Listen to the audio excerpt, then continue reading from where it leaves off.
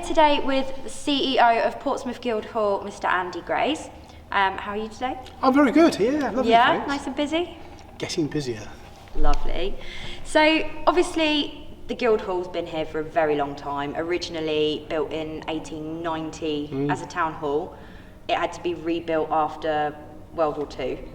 And I believe it was opened by Her Majesty the Queen, wasn't it? It was 1959. I mean, it's an interesting building. Yeah. In that a lot of history. architecturally, it was based on some of the northern town halls. So you get a very similar town hall in Bolton, designed by the same architect, but a smaller version, and Leeds Town Hall. It was meant to sort of represent Victoria's splendour. You know, Yeah. It was this whole sense of community and position, within the city. And as a town hall, it was very well used and liked, and had a prison within it. Oh, wow. At this level, ground floor level, until it was bombed in 1941. Oh my God, I did not know it had a prison in it. Yeah, there's some lovely stories about it. Yeah. And after it was bombed during the war, we've done some recent work through a heritage project, and this woman who was in her 90s said actually she stayed in it overnight with a friend, not because they'd been put in prison, but to protect themselves from bombing. Police had put them in there, and then they gave them a nice breakfast the next day and sent them on their way. So there's lovely really stories lovely, about this yeah. building, which we've uncovered over the last few years. Yeah, so how long has it been a concert and conference sort of venue? It's been a concert hall since 1959. I mean, the Bournemouth Symphony Orchestra reopened it, and in those days it was very much about big band. Yes. The Duke Ellingtons, the Ella Fitzgeralds came here. And I don't think anybody kind of realised the 60s and 70s were going to all be about loud music. So you had the Beatles and the Stones come here regularly in the 1960s, and artists from Queen and Genesis in the 70s. And in those days, there was nothing bigger. So you had these size of venues across the UK.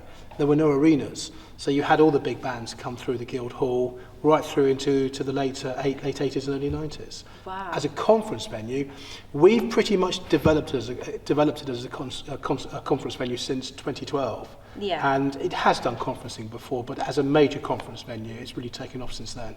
Wow, so you're bringing in literally all kinds of businesses into the one... Yeah, I mean, we've got about 270,000 people when it's open coming through the doors every year, and that's fantastic for us. That's an amazing number. So for you personally, in the time you've been here, what have been your most sort of memorable acts? Maybe the ones with the biggest production, or just one that really stood out as being different? But it's going to be down to my age to say Robert Plant, Yeah. formerly singer of Led Zepp. He was here, I think it was in 2019. I was blown away. I was blown away just by the quality of him, the band, hearing some old Led Zeppelin tunes. I remember A Whole Lot of Love being, him singing that. The Gorillaz, I think in 2018 came, and Damon Albarn, and the whole visual effect, 2,500 people. In here, that was a tremendous concert. Yeah. So there have been several. I mean, I was quite taken actually with 21 Pilots. My daughter came here to see 21 Pilots, and I thought they were absolutely fantastic. So there have been some really great highlights over the years for all of us. But for me personally, I come regularly, and I'm a fan really. I think for me it was Circus of Horrors. I did not know that people were going to come out of the audience. It was very immersive, and then I spent the rest of the show kind of like this, waiting for something else to climb over the seats, literally climbed over the seats. So brilliant. I think we have seen some lovely acts here, and you also have things like Rock Challenge, and you have choir concerts which bring in schools.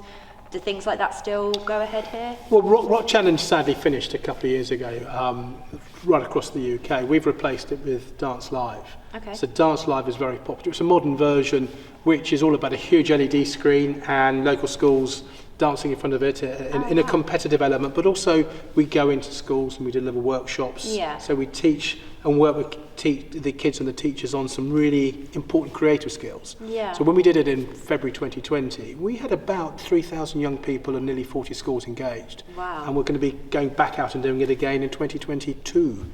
So we're building up to that. We've got a small-ish project around Dance Live going out this June, which is going into schools and they can still compete locally, given the restrictions. Yeah. But that's happening, and the choirs, I mean, Schools Music Festival, and we work with the Portsmouth Music Hub, and all sorts of other community activities do take place here. It's very much part of the fabric of the Guildhall. It really is the sort of community hub, isn't it? You've got literally everybody involved here, schools, colleges, everything.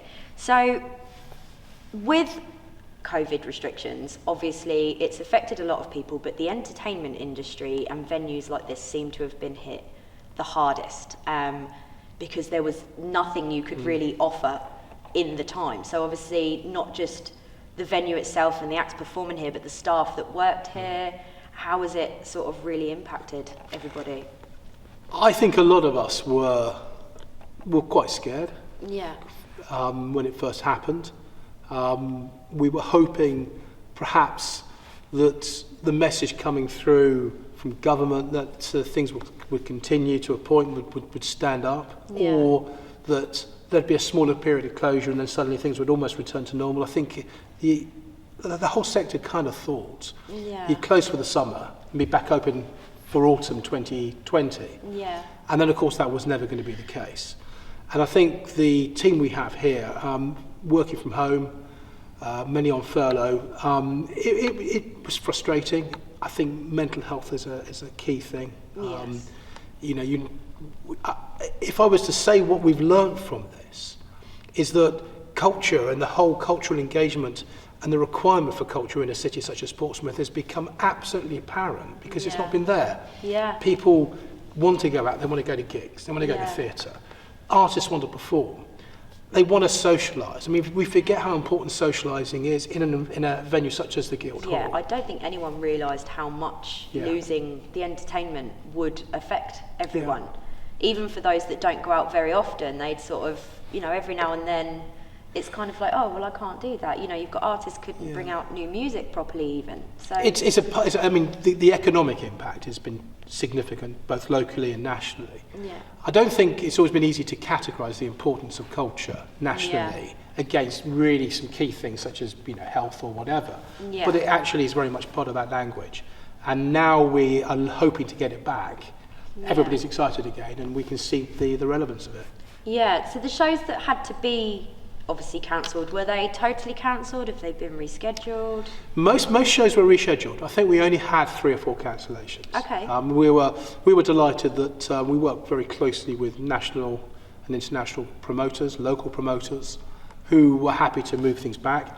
I think sadly customers are seeing things move back not just once, but sometimes 2 or 3 times. There was the first lockdown, then the second and third lockdowns, and suddenly everything kind of is put into 21 or something, even in some stuff even in 22. But the majority of things have now been rescheduled for the last time. I don't think there'll be any more rescheduling, touch wood. And that we'll go ahead and in the autumn things will open properly. Lovely. And we hope to have this wonderful environment back up and running with seated and standing concerts. So when it reopens, what changes are you putting in place? Obviously, I know it will depend on what the government guidelines are, but is there anything you've particularly sort of prepared for in case? I think we've tested it. We did a couple of concerts last December. Jimmy Carr was here for a couple of days, which was socially distanced. So I think if social distancing has to be maintained for a period, say from June onwards, then we know how to do that. It's a little about messaging customers. It's about understanding, what is expected from them as much as what they expect from us. Absolutely. It's about one-way systems coming in, serving people in seats with drinks, and I think probably one would anticipate from September onwards there could be some sort of certification required. Pre-show testing, maybe mask wearing. We're all ready for all of that. And I don't think it's going to be necessarily easy for either the customer or the venue.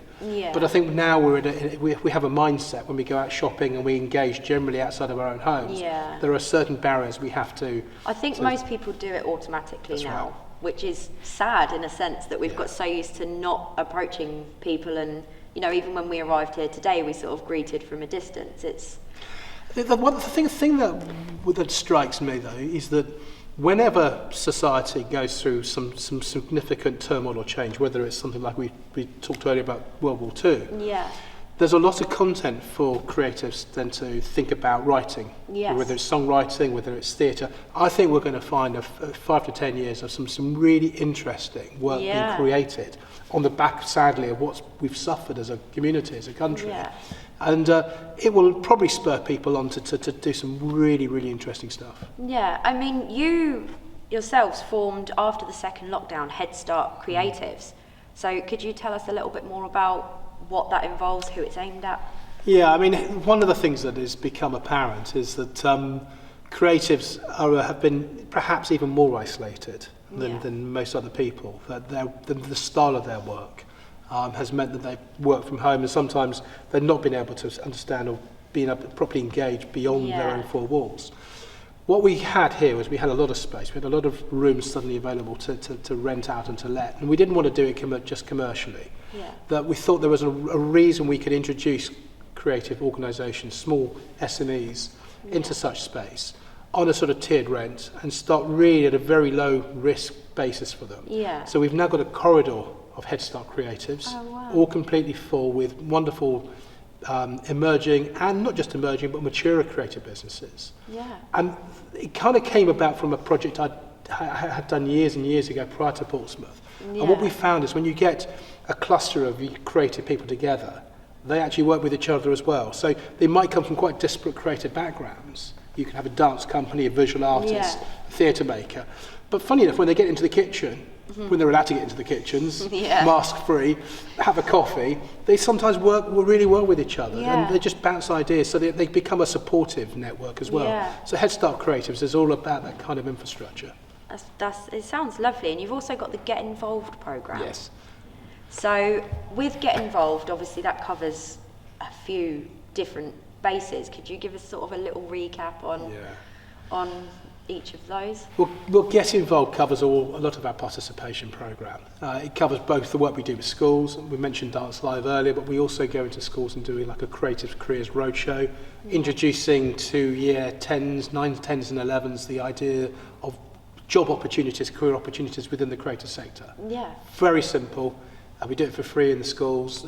Last time we went out, we had, I think it was 16 schools who engaged with it.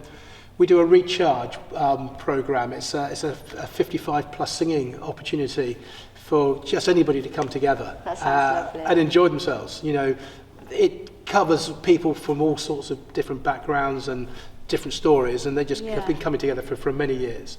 There's the Skiffle Orchestra. So the Skiffle group from Southsea come in, run by the wonderful Dave Allen, and they come and do a rehearsal here on Tuesdays, and then they do a concert afterwards. They're talking about coming back here properly from sort of August, September.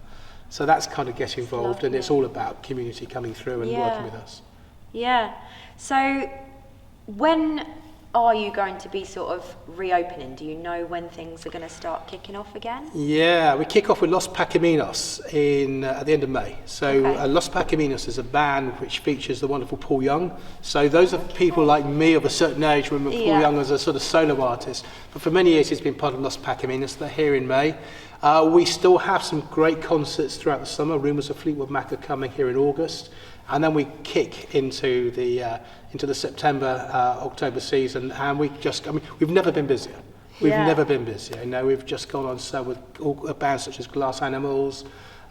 We've got wonderful Jules Holland coming back here again.